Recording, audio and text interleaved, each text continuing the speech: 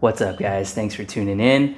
I don't know about you, but if you spend any amount of time researching a refrigerated cooler, it quickly gets kind of confusing and you become uncertain about what brand you want, what size you want, what type of lid opening that you want.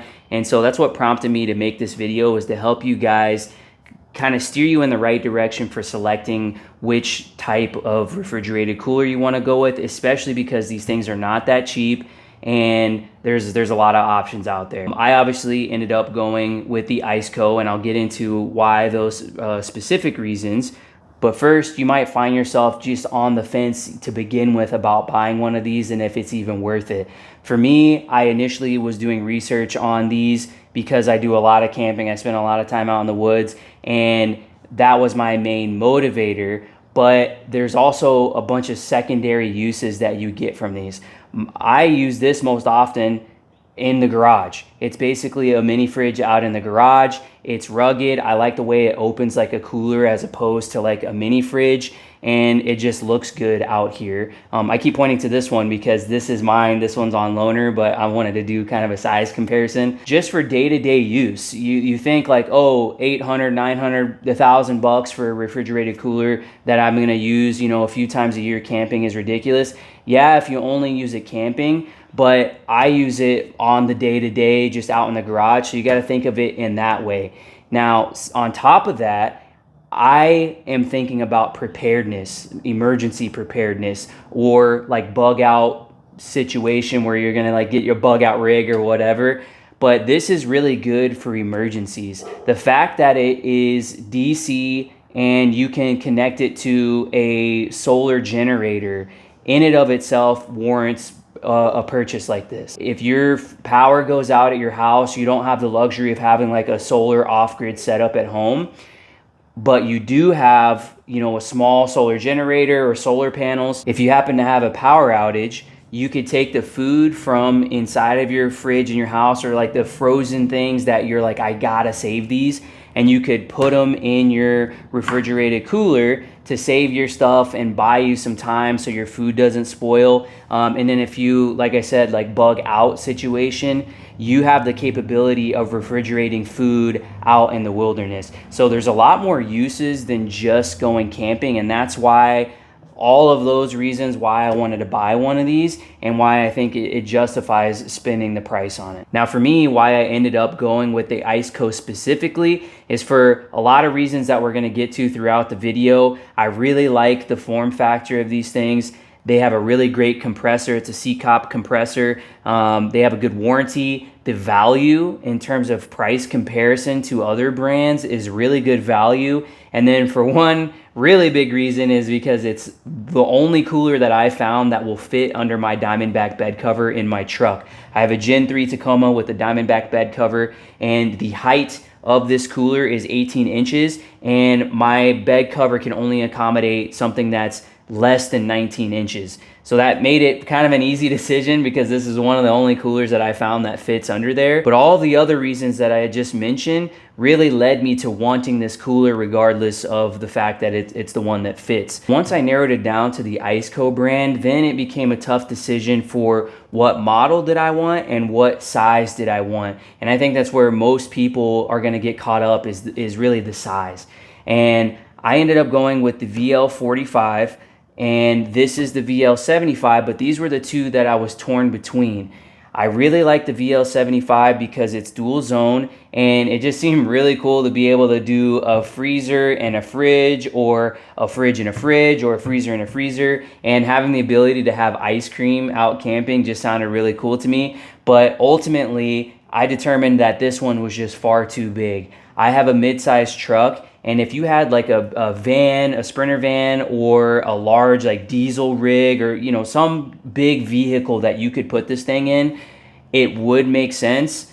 But I just don't have that setup, and I ended up going with the VL45. They do offer a VL35, which is a size smaller than this, but my wife and I were expecting a son. We're gonna have more kids than that, I'm sure, and I didn't want to be running into the issue of being limited on space and not being able to fit all of our stuff on a trip. So that's how I was able to narrow it down to this one, and I'll show it to you how I set it up in my truck so you can get an idea of what the size is like. That's just kind of the general reason why I went with this one. So jumping into some quick specs here, the VL45 is 52 pounds and the VL75 is 70 pounds.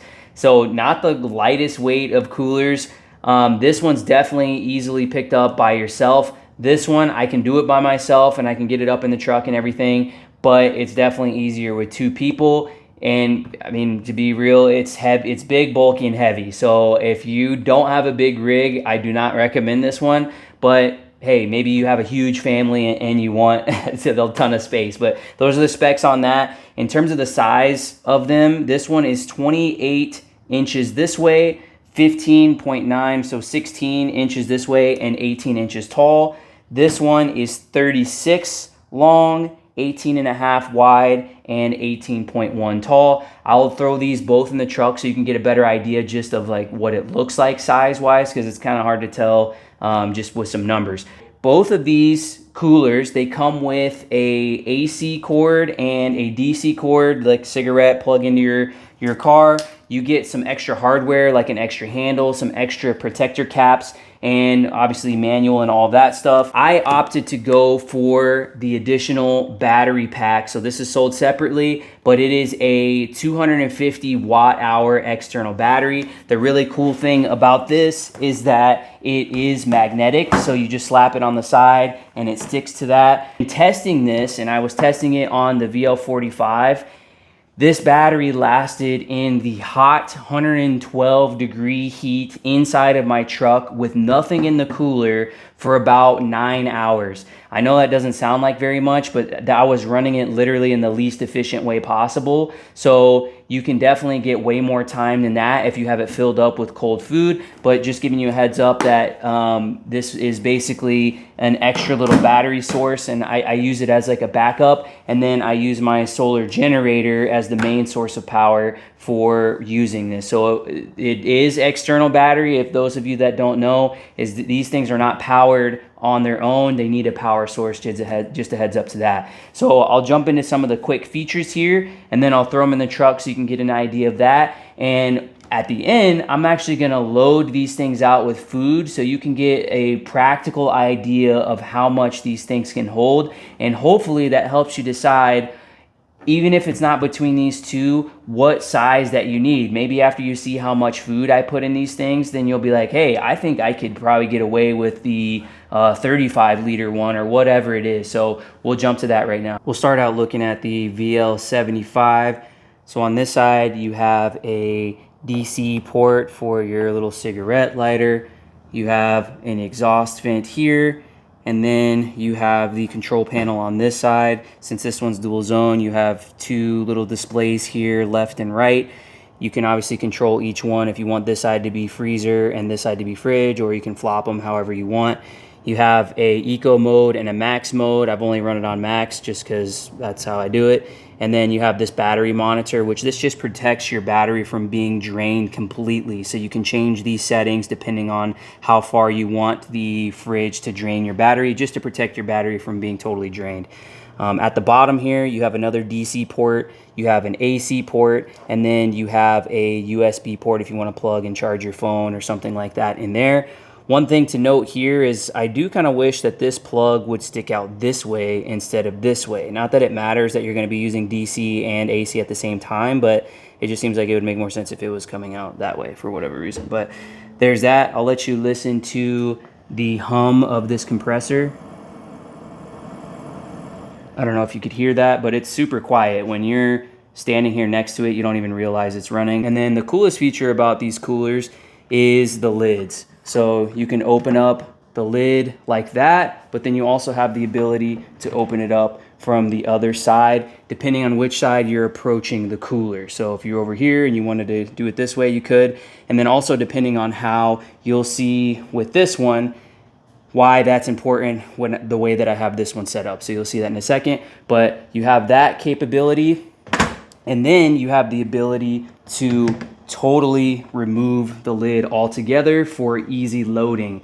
So if you wanted to you know, put this in your kitchen just so you could load it up for a trip. You can just fully remove the lid, or just a general cleaning as well, which is pretty sweet. Now looking at the lights here, so you have internal lights, which is really nice.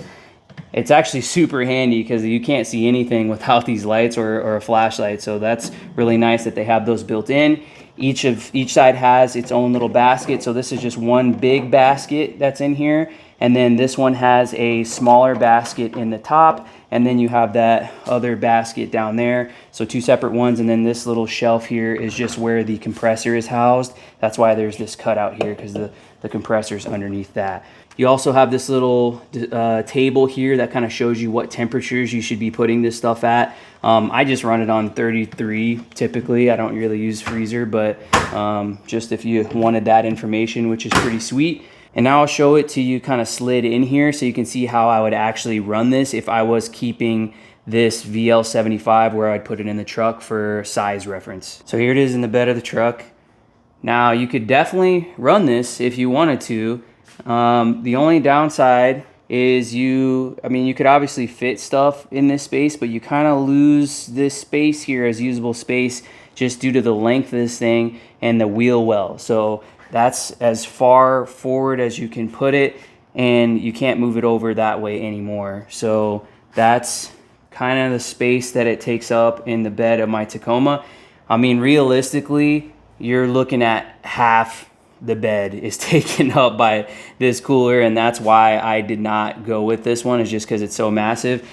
But you can see, which it is nice, is you do have clearance here underneath the bed cover. So these ICECOs are the only cooler that I found that is able to fit under this Diamondback bed cover with a Tacoma. I didn't mention a second ago, but these handles are also removable, and so depending on your configuration and how you wanted to fit it, you might want to take these handles off just to fit where you're going to go. And I do like the fact that these handles kind of stay up. They're, you know, friction fit or whatever, so they don't just come slamming down. And you can grab it here or you can grab it here. Now here's a look at the VL45. It is the basic same design as the 75. You get the DC port on that side, you have the vents here for the compressor, and you have your display on this side, all the same, except this is single zone instead of having those two displays for the dual zone. Now the lid acts the exact same way as well. You got the one big lid, and it opens up from this side and then also from this side. You got your light, and then you have your baskets in there. Now this is the main thing that's different between the two in terms of the basket, which I really like the way these baskets work. So this basket is a top section here, and you can move this divider here on the left if you want to have taller things coming in through this side. Now, one thing that I did notice with these baskets is that when you try to set cans on top of the wire, they kind of fall over, and it's somewhat annoying. So I decided to make these little cutouts out of these plastic dividers. And what I did, it basically makes a flat surface for you to set anything so it's not rocking around. And then you also can use it as additional dividers just for some more organization. And they're really easy to wipe off and clean. So I'll drop these in the link. All you got to do is just cut them to size. It's common sense, but just cut them to size and then they slip right in. I really like this little modification. I'm sure you could do it on the VL75, but I just like the way that these baskets pull out. And another thing to mention about the baskets is you want to load these coolers with nothing in it. It just makes it a lot easier from experience. You load the cooler where you're going to have it, and then you load the baskets from, you know, your fridge in your house or whatever, and then you carry the baskets to the fridge. It just makes it way easier. It's way lighter and just a little bit more streamlined. And if you wanted to, the night before, you could load up the baskets in your fridge, and then when you're ready for the trip, you just throw the baskets in the cooler and you're good to go. So that's just a little tip for that. Now I'll show you the VL45 in this side, and then I'll also show it to you how I actually run it. So here it is back here. You can see it is substantially smaller of a footprint. Obviously, it's a smaller cooler, so you got a ton of space still back here. If you wanted to, you could push this all the way to the back. I wouldn't do that, but you could if you wanted to. You still run into the same issue of being lacking. This is kind of wasted space. I'm sure I could think of a ton of things that you could fit in there, but it just does, you know, kind of change how you're gonna do your setup. I installed a little panel back here, power panel, that I can plug the cooler directly into my car battery. So instead of running it off of this battery, while I'm on the road, I could run it off of my car battery plugged in right here. These are USB ports, but then this is that DC port here. And this just shows me what my battery level is at. Right now my car's off, so that's what it's at. But I was thinking about doing a video on this. So if you guys are interested in seeing how I set this up or installed this, let me know in the comments and maybe I'll do a video on it. But that's just that switch back there for whatever accessories I want.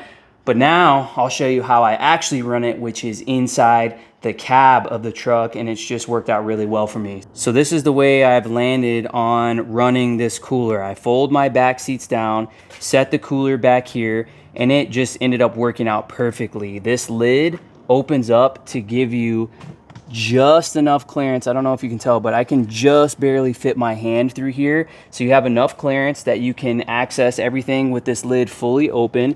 And what I like about it is it keeps it out of the dust, out of the dirt, out of the rain. So you don't have to worry about any of that stuff. And you can plug it into your cigarette lighter that's up here.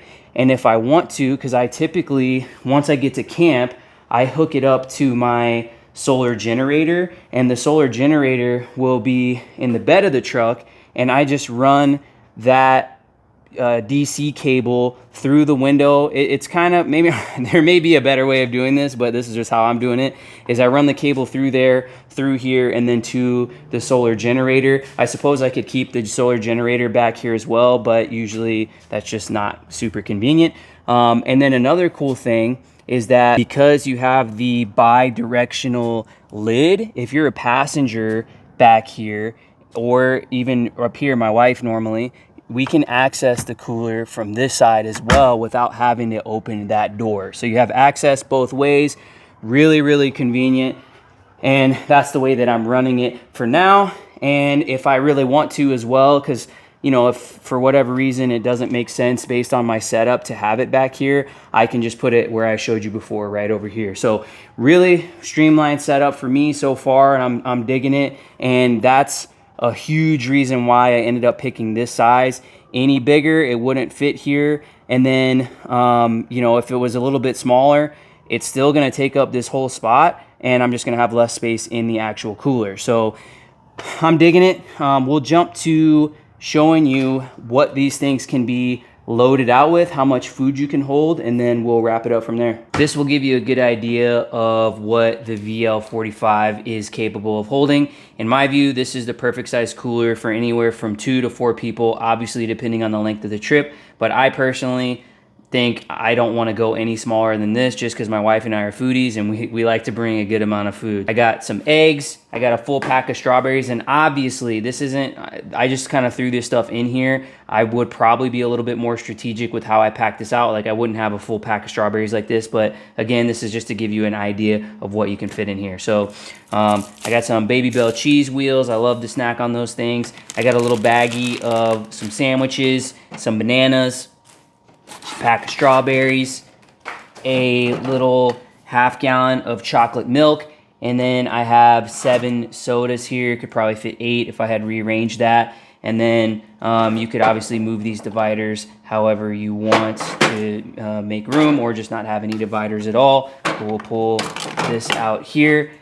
And then in the bottom, I have a little pre-made couple of salads here from Trader Joe's, a little chicken wrap sandwich, some hot Italian sausage, some pulled pork, and some yogurt. So what you saw there was about 3 breakfasts, 3 lunches, and a dinner for 2 people. And then there's obviously some additional snacks. And then you got to think, not everything that you're going to be eating in terms of like lunch, dinner, breakfast is going to need to be refrigerated. So that gives you just an idea of how much this 45 can hold. And then we'll pack out the 75 so you can get an idea for that one. Now I kind of ran out of random food that I could just pull from my fridge to throw in here, but this should give you a really good idea about how much space is actually in this thing. So I got everything from the 45 I put in just this one side over here, with the exception of some of these sodas.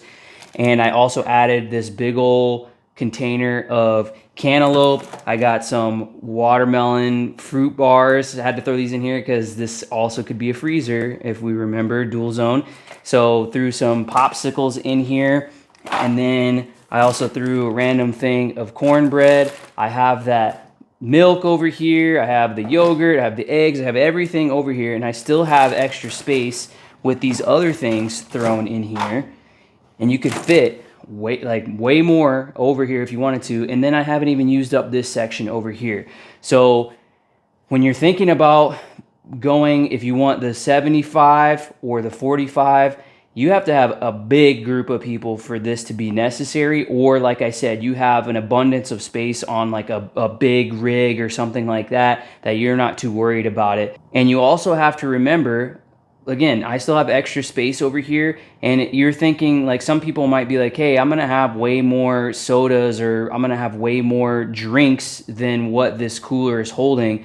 But you got to remember, this is a refrigerator. You don't need ice, and so you can bring warm sodas in a box separately, and then as you consume sodas, you can add more sodas to the fridge and chill them as time goes on. With a regular ice chest, you can't do that because you're gonna melt all of your ice by adding hot sodas to your ice chest. So that's the really cool thing about these refrigerated coolers, is you're not wasting any time or money on ice, and you can just perpetually use this over and over and over with hot items added in to chill them down. So this is probably gonna be overkill for most people, but hey, if you have a really big family, or you wanna be, you know, bugging out like super crazy, then you can then go for the 75. I hope that helps you in your decision making when you're picking out a refrigerated cooler.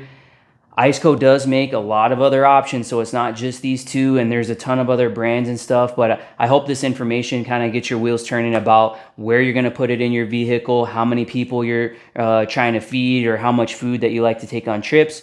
ICECO does have aluminum versions, which are lighter weight than these ones. They're really cool. I wish I had those to check out. Like I said, I spend my own money on this stuff, and I don't really like to do reviews on things unless I think they're cool. I'll really be testing this out over the years to let you know how it holds up. If anything breaks or fails, I'll be sure to mention it to you, but I have a good feeling that this is going to last me a good while. Otherwise, guys, I appreciate you watching. Please hit that like, subscribe, comment if you have any questions, and we'll see you on the next one.